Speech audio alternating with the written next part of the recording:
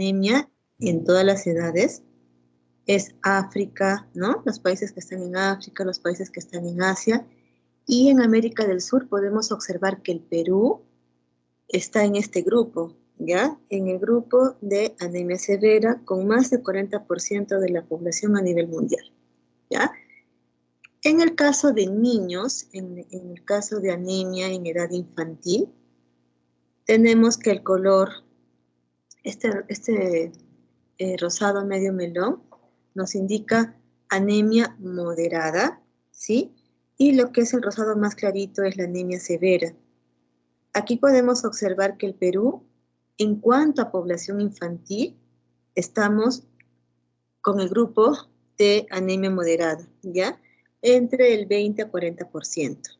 Y en lo que se refiere a anemia severa, todavía se encuentran, ¿no?, la mayor parte de países de África y de Asia. Entonces, ¿qué es la anemia, no? Como un concepto general. La anemia es la reducción de la concentración de hemoglobina o del volumen de eritrocitos por debajo de los valores registrados en las personas sanas. Los valores normales de hemoglobina y hematocrito, volumen de eritrocitos concentrados, varían considerablemente en función de la edad y el sexo. También existen diferencias raciales con valores significativamente inferiores en los niños afroamericanos respecto a los niños blancos no hispanos de la misma edad. Acá, por ejemplo, podemos observar este cuadrito de los valores normales de la media y inferior de la hemoglobina, ¿no? Acá, en el margen izquierdo, tenemos las edades, ¿ya? Podemos observar que la hemoglobina, su media, ¿no? Perdón, se avanzó. Para un niño, por ejemplo, de 2 a 4 años, es de 12.5, ¿no? Y bueno, conforme nos vamos acercando a la adultez, va siendo un poco más, ¿no? En mujeres, entre 18 y 49 años, 14, y en varones de la misma edad, 16. Acá los valores del hematocrito y del volumen corpuscular medio. Acá tenemos otro cuadrito. Este cuadrito es de la norma técnica de anemia del Ministerio de Salud, en el cual también clasifican a la población por grupo etario. Podemos observar que mientras más pequeñito, ¿no?, es una persona, el punto de corte para anemia es un poquito más. Por ejemplo, niños en la primera semana de vida, el punto de corte será 13, ¿no? Niños entre la quinta a octava semana de vida, el punto de corte será 8. ¿Qué quiere decir? Menos de 8 anemia, más de 8 sin anemia, ¿no? Y acá posteriormente, a partir de los 6 meses a 5 años, se va a empezar a clasificar en severa, moderada y leve. Esto sí tienen que tener en cuenta, tienen que tener bien claros estos valores, y el punto de corte va a ser 11.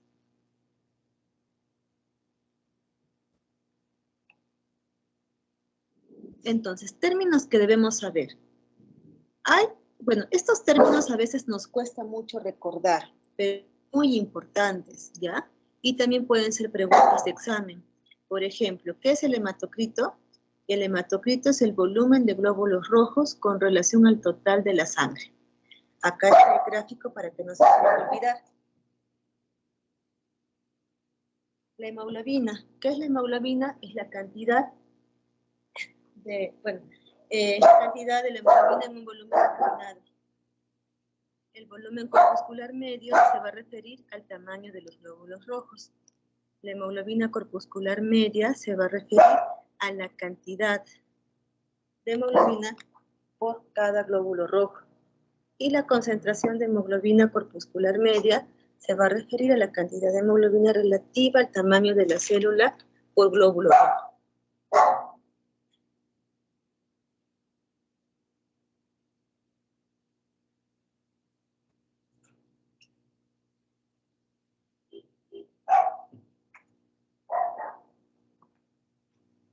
Entonces, ¿qué causas de anemia hay en países subdesarrollados? Entonces, esto es como una pequeña introducción, ¿ya? Por ejemplo, ¿qué es lo que, no? En un país desarrollado hay mejores políticas de salud y también hay más recurso económico. Entonces, hay una mejor captación de pacientes, un mejor manejo de pacientes en todos los sentidos. En cambio, en los países subdesarrollados no va a pasar eso. ¿Por qué? Porque la política de salud, porque las políticas económicas no son las más adecuadas, ¿ya? Además de la política económica, también va a influir la ecología, el clima, ¿sí? Del lugar y también la geografía. Y en esto también va a estar asociado cómo es la educación, la riqueza que hay en el lugar, ¿no? Las normas culturales y el comportamiento de cada familia. Por ejemplo, ¿no? Si hay un niño con anemia, de repente una familia, ¿no? O unos padres con una mejor preparación, ¿no? Con un mayor ingreso económico, van a responder de manera diferente a una familia cuyos padres no han tenido un buen acceso a la educación. De repente solamente han estudiado primaria o solamente han llegado a secundaria y de repente no le den la importancia, ¿no? De llevar un buen tratamiento para recuperar el estado del niño. A eso también se suma la vulnerabilidad psicológica de las mujeres y niños y el inicio temprano de la maternidad, ¿no? Una madre adolescente de repente no le va a dar la importancia necesaria para que su niño, si es que tuviera anemia, pueda salir de este cuadro. Igualmente, una pareja que tiene 10 hijos, ¿no? Que tiene 8 hijos, tampoco va a poder resolver de la misma forma que una pareja que de repente tiene 2 niños o 3, ¿no? El espacio intergenésico, de repente tienen muchos hijos y están seguiditos, ¿no? De repente uno tiene 8 meses, el otro tiene 1 año y medio, 2 años, el otro tiene 3 y así, entonces va a ser un poco más difícil para estas familias. Ahora, también es importante tener en cuenta los accesos a diversas fuentes de alimentos, tanto en calidad y cantidad, ¿no? Si la población tiene un buen acceso a diversas fuentes de alimentos, si tiene un buen acceso a alimentos fortificados, si tiene un buen acceso a servicios de salud, ¿no? Por ejemplo, que puedan recibir una suplementación adecuada de hierro, que los niños puedan ser desparasitados, que tengan un buen acceso a conocimiento y educación sobre la anemia y un acceso a agua limpia, ¿no? A un buen saneamiento, a mosquiteros tratados con insecticidas, bueno, en esto refiriéndose a la malaria, ¿no? Si hubiera esto, entonces el manejo y la lucha que tenemos contra la anemia sería mejor. Pero lamentablemente en países subdesarrollados como el nuestro, esto es un poco difícil, ¿no? Es un poco complicado. Además de eso se suma una inadecuada ingesta y absorción de micronutrientes, como por ejemplo el hierro, como por ejemplo son las vitaminas, ¿no? Hidrosolubles como las del complejo B, que está el ácido fólico, que está la cianocobalamina, ¿no? Etcétera. También puede haber desórdenes de hemoglobina, que eso es a nivel genético, exposición y respuesta a enfermedades infecciosas, una producción de eritrocitos disminuida, pérdida incrementada de eritrocitos y todo esto que parten de una mala política de salud y una mala política económica, va a terminar en que gran parte de la población pueda presentar anemia. Causa de anemia en países subdesarrollados vamos a tener básicamente 3, ¿no? Los trastornos genéticos de la hemoglobina, los trastornos nutricionales y las enfermedades infecciosas. Trastornos genéticos, por ejemplo, las talasemias, variantes de la hemoglobina, el déficit de glucosa 6-fosfato deshidrogenasa y las ovalocitosis. Causas nutricionales, por ejemplo, tenemos la ferropenia, ¿no? El caso de la exposición básicamente no va enfocada a la ferropenia, me parece otra clase en que sí va a estar dirigida a esta. Pero dentro de anemias nutricionales también tenemos déficit de ácido fólico, que vamos a hablar posteriormente, el déficit de vitamina B12, por ahí también déficit de vitamina A, malnutrición proteica y energética, ¿no? Y Enfermedades infecciosas que pueden causar anemia, ustedes recordarán por su curso de parasitología, ¿no? Que hay algunos parásitos, como por ejemplo los helmintons, transmitidos por la tierra, ¿no? También tenemos ahí otros tipos de parásitos, el paludismo, la esquistosomiasis, bueno, la tuberculosis, ¿no? Como una enfermedad infecciosa, sida, leishmaniasis, espluro tropical, mala absorción y trastornos del intestino delgado. Entonces, es importante clasificar a la anemia para poder también llegar de alguna manera más rápido a su diagnóstico. Acá vamos a tener la clasificación fisiológica, ¿ya? Fisiológicamente vamos a clasificar a la anemia en anemias hipoproliferativas, en anemias hemolíticas y en anemias por hemorragias. Bueno, anemias por hemorragias, ustedes ya saben, ¿no? Pérdida de sangre que puede ser de forma aguda o que puede ser de forma crónica. ¿Qué tipo de anemia nos va a dar? Una anemia normomicrocítica. Dentro de las anemias hemolíticas tenemos destrucción prematura de los hematíes que pueden ser hereditarios o adquiridos. Aquí vamos a tener a la anemia talasémica. Anemias hiperproliferativas, tenemos alteraciones en la síntesis de los hematíes o del ADN, disminución de los eritrocitos. Y aquí vamos a tener básicamente a lo que ustedes más conocen, que es la anemia ferropénica, y que va a ser motivo de otra clase teórica.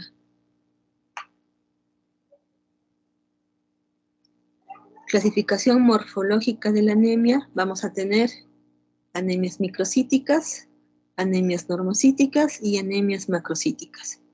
Anemias microcíticas tenemos cuando el recuento reticulocitario es bajo, inadecuado, o cuando es elevado, ¿no? Igualmente en las otras dos.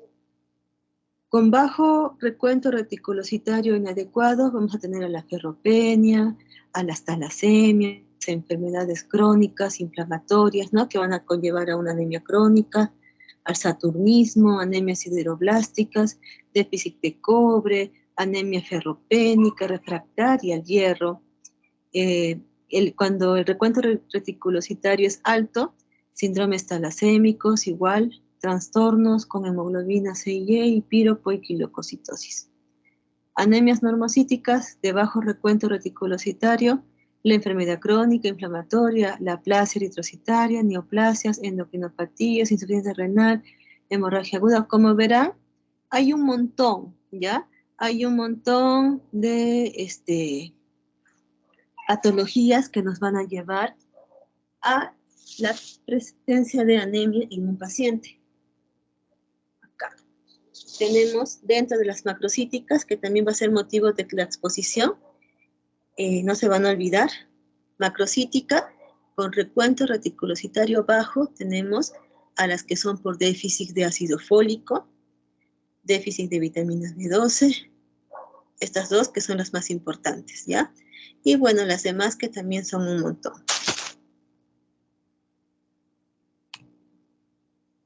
Entonces, ¿cómo vamos a hacer el diagnóstico de la anemia? Primero, lo más importante siempre es la clínica, ¿ya? Ustedes cuando tengan un paciente, ¿sí? Ya sea como estudiantes de medicina, o como internos, o como de acá a un tiempo como serumistas, ¿no? O como médicos generales, tienen la obligación de hacer un buen examen físico, ¿sí? Pero antes de hacer un buen examen físico, tienen que hacer una historia clínica adecuada, tienen que hacer una buena anamnesis, ¿no? Indagar en lo mínimo, tanto con los antecedentes, ¿no? Como en los signos y síntomas de la enfermedad, ¿ya? Y ya también se pueden solicitar las pruebas de laboratorio, que solamente van a ser de ayuda al diagnóstico, pero la clínica tiene que ser para ustedes lo principal. Ahora, la anemia no es una entidad específica, sino el resultado de múltiples procesos patológicos subyacentes. O sea, ¿qué quiere decir? Que el hecho de que un niño no tenga anemia no quiere decir que solamente tenga anemia. De repente tiene otra patología de fondo, ¿no? Que está contribuyendo a que tenga anemia. Entonces, por eso es importante que ustedes pregunten y puedan hacer una buena historia clínica. Con el fin de reducir las posibilidades diagnósticas, las anemias pueden clasificarse en función de criterios morfológicos y o fisiológicos, ¿no? Que ya hemos mencionado antes. importante, ¿no? Las dos clasificaciones, tanto morfológicas como fisiológicas, que ayudan bastante para llegar al diagnóstico. Ahora, ¿qué hallazgos físicos, ¿no?, podemos ver en anemia? Eso también va a depender de la patología, ¿ya? Ejemplo, este cuadrito lo he sacado de Nelson, ¿ya? Por ejemplo, mencionan acá la piel y van a haber varios hallazgos en el examen físico que se van a relacionar a ciertas patologías, ¿no? De este cuadrito, lo que ustedes tienen que absorber son los hallazgos físicos de las patologías más frecuentes, ¿ya? Las más frecuentes, ¿no? Por ejemplo, miren, vitíligo pueden encontrar en un paciente que tiene deficiencia de vitamina B12, ¿ya?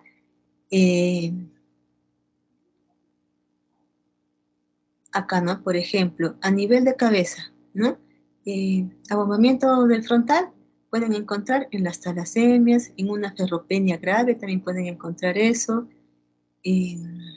Otras, por ejemplo, mira, la glositis. Este es un hallazgo físico muy característico, ¿ya? Aquí nos va a, si encontramos, ¿no?, un paciente con la piel pálida, las conjuntivas pálidas y de repente problemas de glositis, podríamos sospechar en deficiencia de vitamina B12 y también podríamos sospechar de ferropenia, ¿no? La estomatitis angular igual.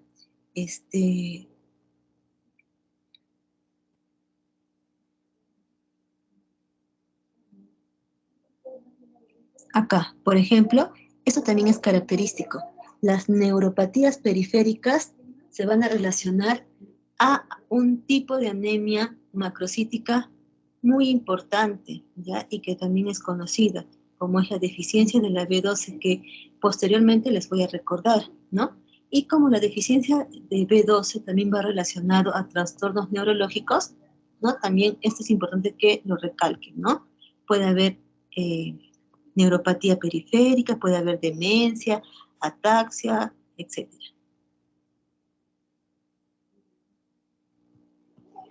Ahora, vamos a estudiar básicamente en esta exposición las anemias por producción inadecuada, ¿ya? Vamos a mencionar primeramente a la anemia fisiológica del recién nacido. Entonces, ¿por qué un recién nacido podría tener anemia, no? Porque de repente ustedes recordarán que un recién nacido eh, nace con una concentración de hemoglobina un poquito alta, ¿no? Hay recién nacidos que nacen con una hemoglobina de 20, de 22. Entonces, ¿cómo podría ser un recién nacido una anemia, ¿no? Recién nacidos a término, normales, en el momento del nacimiento, tienen niveles de hemoglobina mayores, es lo que les decía, con glóbulos rojos más grandes que los de la edad y los adultos. Sin embargo, en la primera semana de vida se produce una caída progresiva de la concentración de hemoglobina que persiste, o sea, esta disminución, esta caída progresiva de la concentración de la hemoglobina va a persistir durante los 6 a 8 semanas. La anemia resultante es ser como una anemia fisiológica de la lactancia. Por ejemplo, acá tenemos un recién nacido a término, ¿ya? Ahí le están clampando el cordón. Entonces, los recién nacidos a término normales, ¿qué quiere decir normales? Que no tienen una patología de fondo, ¿ya? No están infectados, ¿no? No son RCUs, ¿no? En el momento del nacimiento tienen niveles de hemoglobina mayores con glóbulos rojos más grandes que los niños de mayor edad. Esto me parece que ya les he mencionado, así que me los voy a pasar acá, ¿no? Por ejemplo, este cuadrito.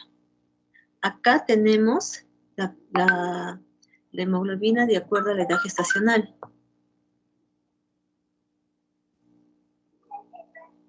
Por ejemplo, acá podemos observar que para una edad gestacional entre 18 semanas, ¿no?, la hemoglobina básicamente está en 11.5, ¿no?, con un margen de error de 0.8. Y conforme va incrementando la edad gestacional, también va aumentando, ¿no?, los valores. Por ejemplo, un recién nacido pretérmino, entre 32 a 33 semanas, su hemoglobina promedio va a ser de 18.5 más menos 2.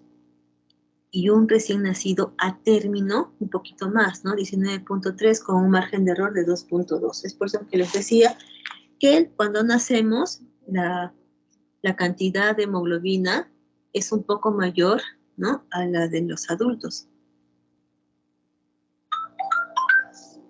Con el comienzo de la respiración tras el nacimiento, la cantidad de oxígeno disponible para unirse a la hemoglobina aumenta de manera considerable y como consecuencia, la saturación de la hemoglobina por el oxígeno pasa del 50 al 95% o incluso más. Tras el nacimiento también se produce un cambio en la síntesis de hemoglobina fetal a adulta, lo que provoca la sustitución de la primera, con mayor afinidad por el oxígeno por la hemoglobina del adulto, y con menor, por lo que puede liberar en los tejidos mayor cantidad de oxígeno. El aumento del contenido de oxígeno en la sangre y del aporte hace caer la producción de eritropoyetina, con la consiguiente inhibición de la eritropoyesis. En ausencia de eritropoyesis, las concentraciones de hemoglobina descienden debido a la falta de sustitución de los eritrocitos envejecidos, que son retirados de la circulación. La concentración de hemoglobina sigue disminuyendo hasta que las necesidades de oxígeno de los tejidos superan el aporte que reciben.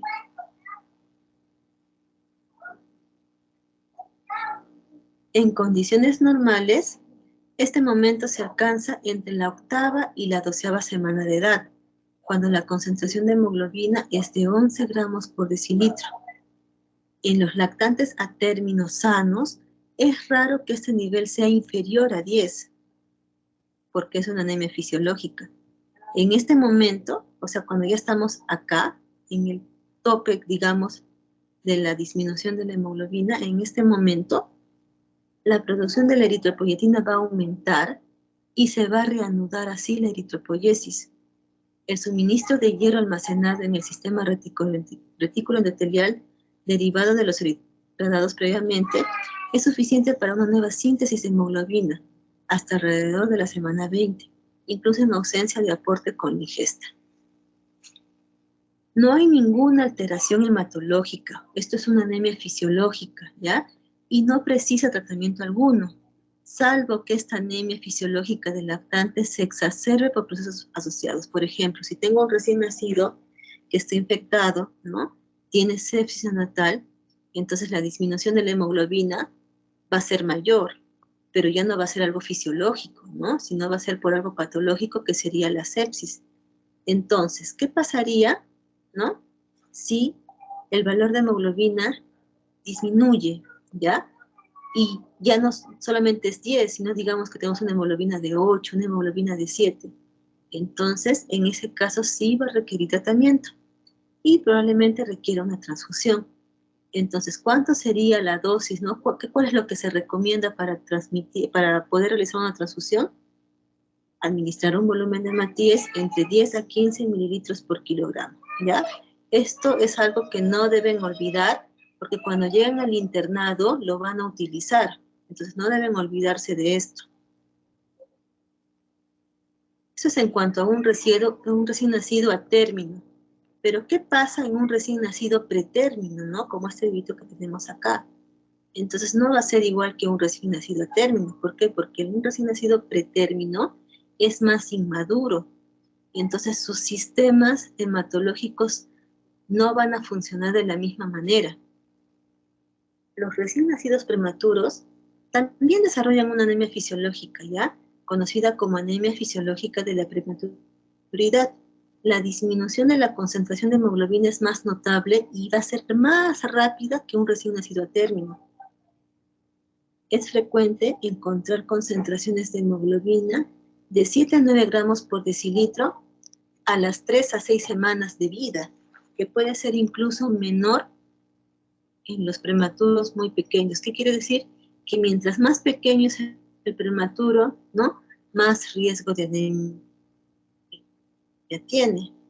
Y si a esto ustedes le suman que un recién nacido pretérmino, ¿no? Mientras menor edad gestacional tenga, mientras menor peso tenga, ¿no? Va a tener más riesgo de repente necesitar ventilación mecánica broncopulmonar, la retinopatía del prematuro, ¿no? Más riesgo de infectarse.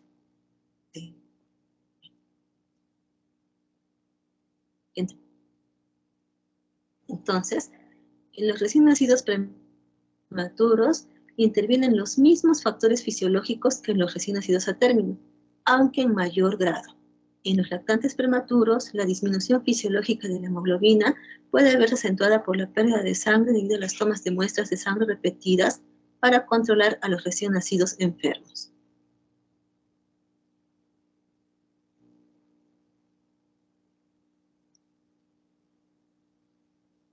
La demanda de nacido pretérmino, debido a la supuesta menores,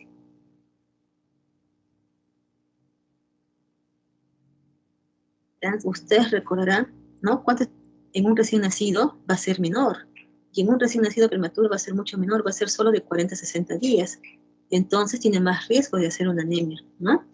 Y también se va a deber a la rápida expansión de la masa eritrocitaria que acompaña al rápido crecimiento del lactante prematuro. Sin embargo, la concentración plasmática de eritropoyetina es más baja de lo esperado para el grado de anemia, lo que provoca una respuesta eritropoyética insuficiente. Algunos factores dietéticos, como el déficit de ácido fólico, pueden agravar la anemia fisiológica. A no ser que existan pérdidas importantes de sangre, los depósitos de hierro deben ser suficientes para mantener la eritropoyesis durante los 1 a 2 primeros meses de vida.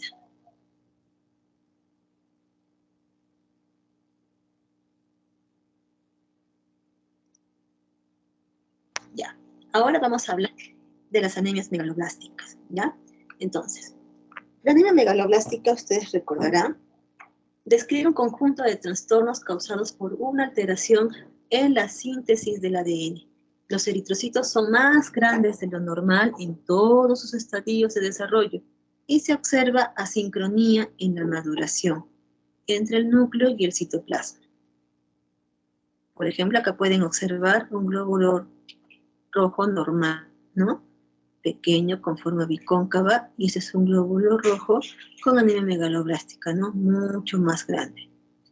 Incluso puede haber hipersegmentación de los neutrófilos. La mayoría de los casos de anemia megaloblástica infantil se deben a deficiencias de ácido fólico y de vitamina B12.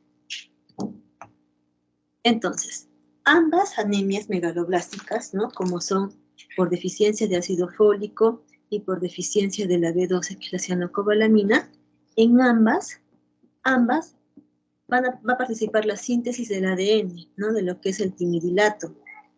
Esto, ¿no? Esto va a hacer que se convierta la homocisteína en metionina.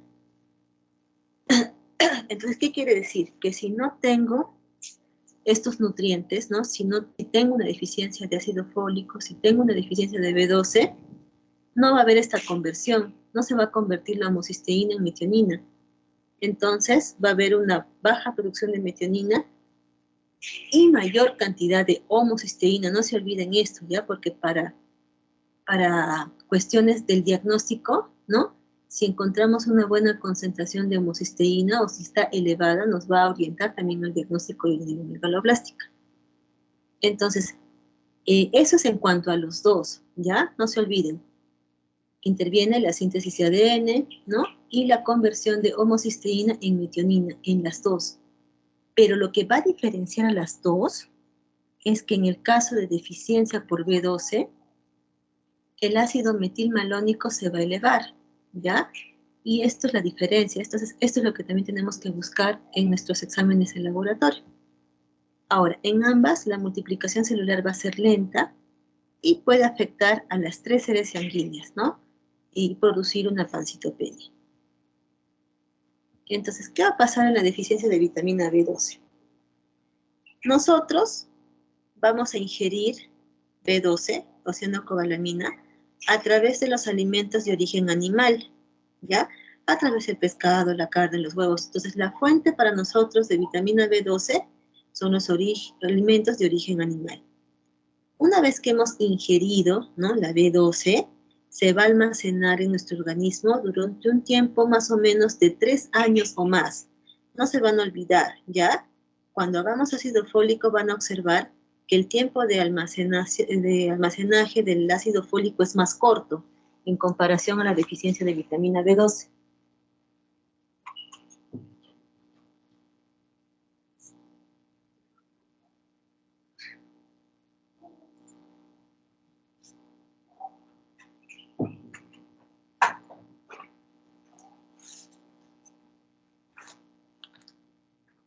Creo que mi internet está mal. Van a disculpar un ratito. Ya lo arreglé. Ya, entonces, una vez que hemos ingerido la vitamina B12, va a ingresar al tubo digestivo y aquí va a tener un papel muy importante la proteína R, que va a estar presente en la saliva, ¿ya? Y la proteína, una proteína de origen animal. O sea, nosotros, como estamos ingiriendo la B12 a través de los alimentos de origen animal, va a ingresar esta cianocobalamina unida precisamente a una proteína de origen animal. Entonces entran por acá y cuando llegan a la cavidad gástrica va a tener una función importante el ácido clorhídrico y el factor inhibidor, el Castr, ¿ya?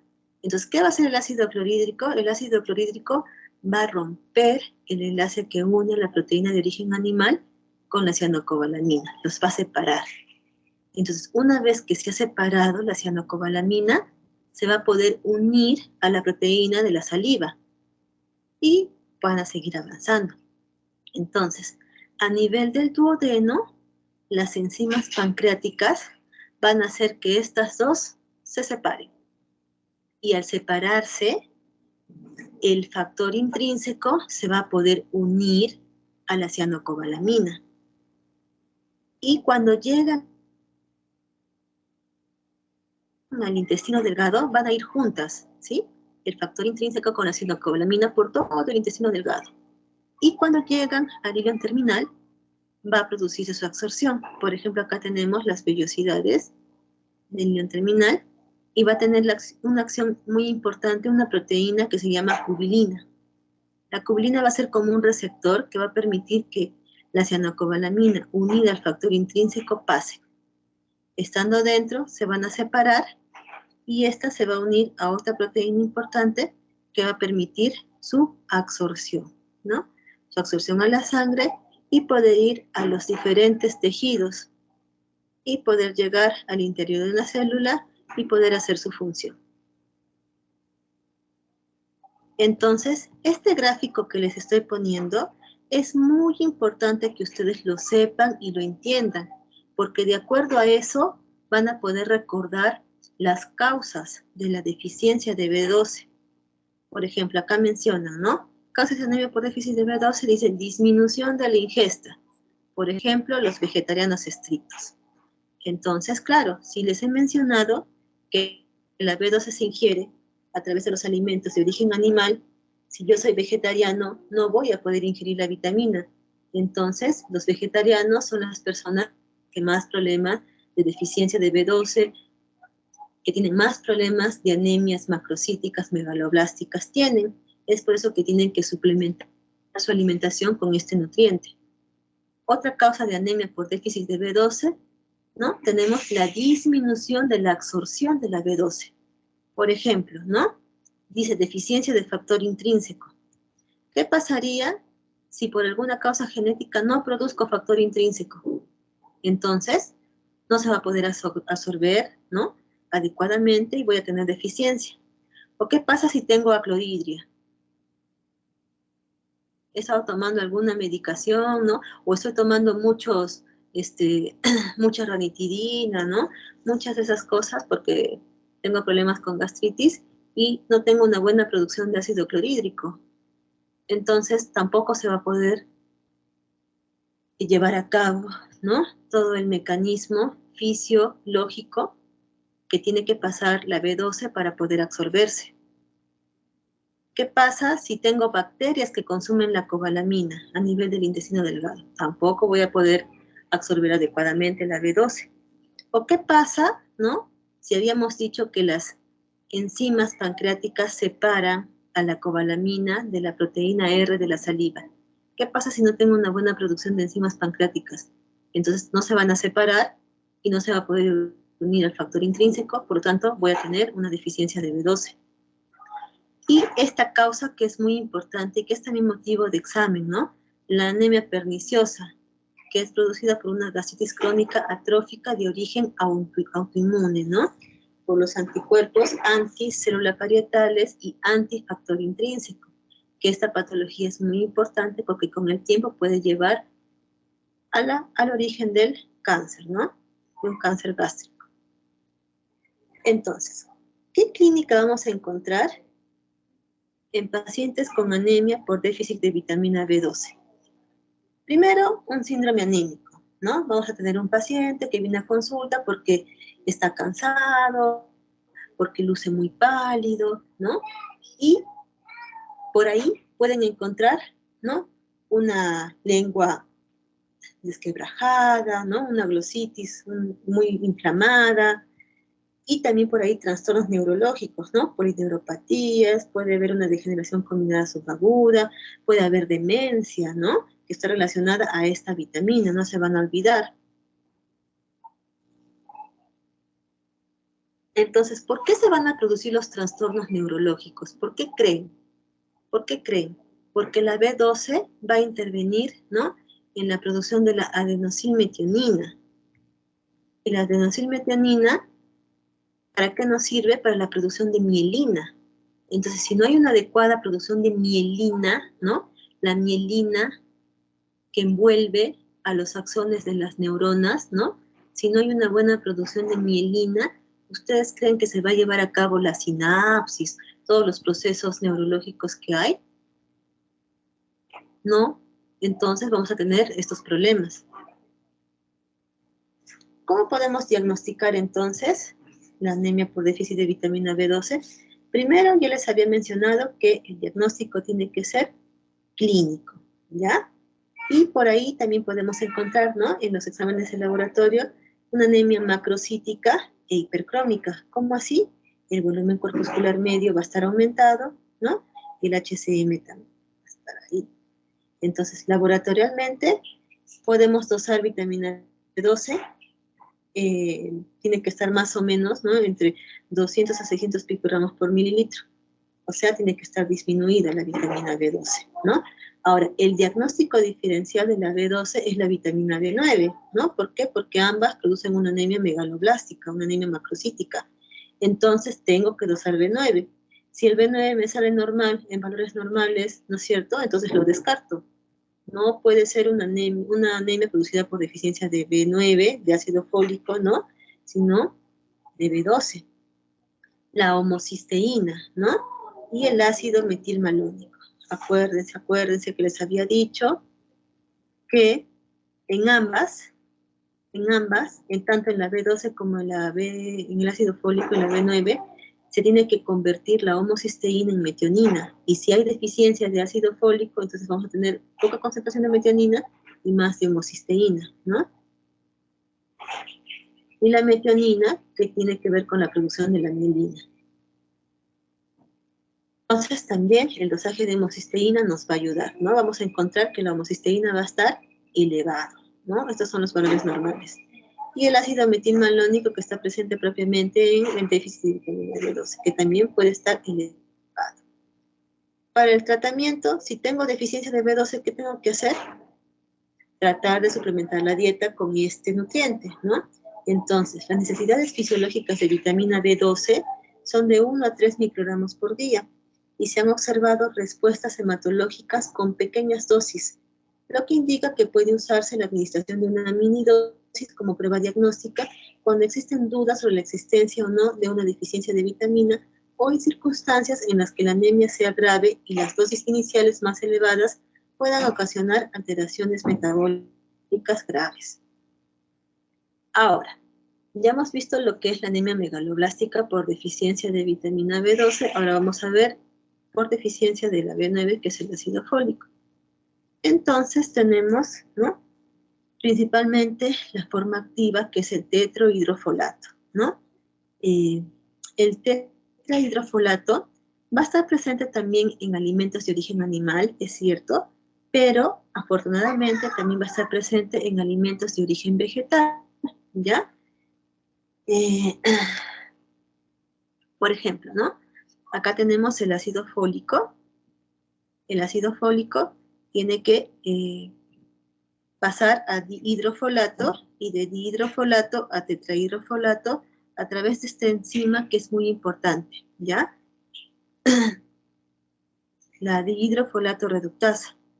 Entonces, una vez que se ha producido esta conversión, se va a llevar a cabo las diferentes reacciones, ¿no?, en las cuales está involucrada esta vitamina. Entonces, no se olviden, la deficiencia de esta enzima también sería la causa de una anemia megaloblástica por deficiencia de B9 o ácido fólico, ¿ya? Entonces, una vez que se ha transformado a tetrahidrofolato, va a intervenir en el ciclo del ADN, ¿no?, en lo que es la multiplicación celular.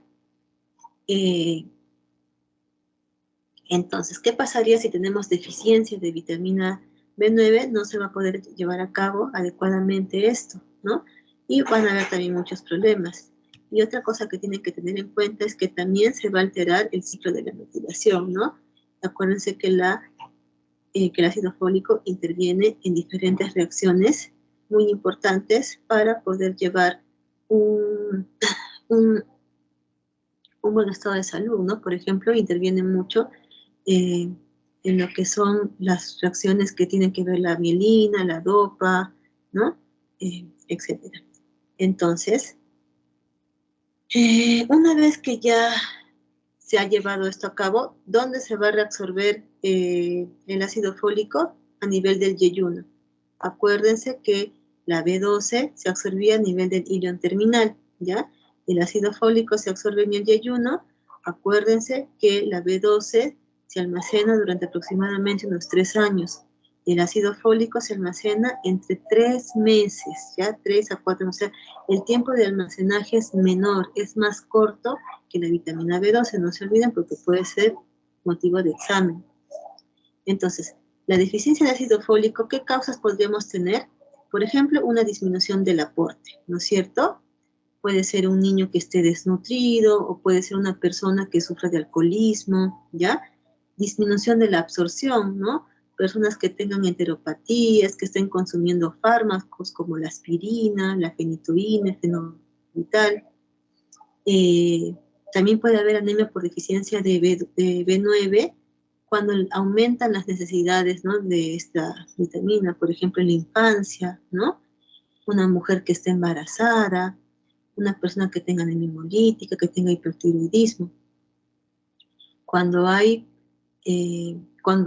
una persona consume fármacos antagonistas de la dehidrofolato reductasa, ¿no? De repente está recibiendo como tratamiento el metrotexato, está tomando trimethoprim sulfamethoxazol, trianteleno, etcétera, ¿no? O hay un incremento de pérdidas por enteropatías perdedoras de proteínas, pacientes que están siendo hemodializados, ¿no? Etcétera. Pues, ¿cómo podemos diagnosticar la deficiencia de ácido fólico? Vamos a tener una anemia macrocítica, normocrómica, sin alteraciones neurológicas. Sí, esto también es importante, no se olviden, puede ser pregunta de examen. B12 se relaciona a alteraciones neurológicas. La B9 no se relaciona a alteraciones neurológicas. Entonces, para el diagnóstico vamos a realizar la medición de la B9 en suero. Y vamos a buscar alteraciones recientes, ¿ya? Entonces, en suero, la medición de B9 en suero nos va a ayudar para buscar alteraciones recientes. Pero si yo mido B9 intraeritrocitario, nos va a ayudar a buscar, ¿no?, alteraciones más crónicas, ¿no? Porque ya vamos a ver eso a nivel de las reservas. Pues a nivel laboratorial tenemos acá los valores normales, ¿no? La B12 la vamos a encontrar normal o disminuida, ¿ya? En suero va a estar disminuida, intraeritrocitario también va a estar disminuida, pero la homocisteína, ¿cómo tiene que estar? Elevada, ¿ya? Entonces, ¿cuál va a ser el tratamiento? Una vez establecido el diagnóstico de deficiencia de folato, el ácido fólico se puede administrar por vía oral o parenteral en una dosis de 0.5 a 1 miligramo por día. La administración de ácido fólico debe mantenerse durante 3 a 4 semanas. O sea, no es que le doy una vez, ¿no? O 5 días y me olvido. Tiene que ser por 3 a 4 semanas hasta que se haya logrado una respuesta hematológica definitiva. Se recomienda un tratamiento de mantenimiento con un preparado multivitamínico que contenga 0.2 miligramos de folato. Las transfusiones solo están indicadas cuando la anemia es grave o el niño está muy enfermo, ¿ya? Entonces, otro tipo de anemias no ferropénicas que ustedes también tienen que tener presente, porque también puede ¿no? Presentarse en su campo clínico, es la anemia de las enfermedades crónicas, que también seguramente la han estudiado cuando han hecho medicina, también conocida como anemia de la inflamación. Se observa en enfermedades en las que existe una activación inmunitaria mantenida, ¿ya? O sea, no es algo agudo, sino que ya viene de mucho tiempo atrás. Se producen una amplia gama de trastornos como infecciones, tumores malignos, insuficiencia renal crónica, ¿no? Pacientes inmunosuprimidos, enfermedad de injerto contra el huésped, etc. Básicamente en patologías donde hay inflamación por mucho tiempo atrás.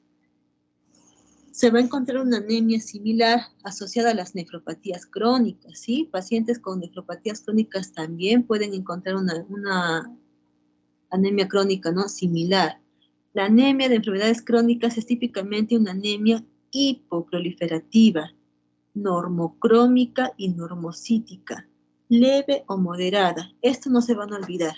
Normocrómica, normocítica. Eso también preguntan en los exámenes de NAN, en los exámenes de residencia, ¿ya? Asociada a una disminución de la concentración de hierro sérico y una saturación de transferrina baja. Entonces, ¿qué causa, no? ¿Qué causa puede hacer que un paciente presente enfermedades crónicas? Para eso nos vamos a ayudar de este cuadrito. Entonces, todo va a girar alrededor de la hepcidina, ¿ya? La producción de eritroproyetina a nivel del riñón es aumentada cuando se presenta el factor inducible de hipoxia, ¿ya? Factor inducible de hipoxia.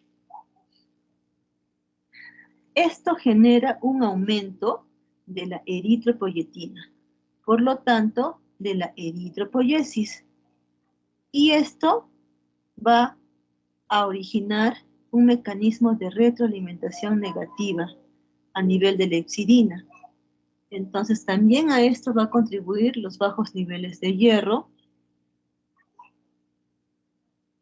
El problema de la hepcidina es que también se va a comportar como un reactante de fase aguda, ¿no? ¿Qué quiere decir esto? Que en todas aquellas reacciones que lleven a un estado inflamatorio, ¿no? Como por ejemplo lo que hayamos mencionado, las enfermedades autoinmunes, ¿no? Las personas inmunosuprimidas, las personas con VIH, etcétera, que cursen procesos infecciosos largos, ¿no? Van a llevar a un aumento de la hepcidina, ¿ya? Y, por lo tanto, a una alteración de todo este ciclo. Además, también recordemos que la hepcidina va a intervenir en la captación del hierro a nivel de las células gastrointestinales, ¿no? Por ejemplo, acá tenemos que el hierro, ¿no? Va a pasar a través de una proteína que se llama la ferroportina, ¿no? Pero cuando hay un problema crónico y un problema inflamatorio crónico, va a haber una alteración de la hepcidina y por lo tanto eso tampoco se va a llevar a cabo, ¿no? Entonces todo esto se va a convertir en un círculo vicioso que va a conllevar a que el paciente presente anemia. ¿Qué manifestaciones clínicas vamos a tener en estos pacientes? aunque los signos y síntomas importantes asociados con la anemia por enfermedades crónicas son los de la enfermedad subyacente, la presencia de una anemia leve o moderada puede afectar a la calidad de vida de estos pacientes. O sea, básicamente, si tenemos una anemia de enfermedad crónica, ¿no? Lo que tenemos que hacer es, primero, corregir o buscar la patología de fondo, ¿no? El problema que esté originando esto.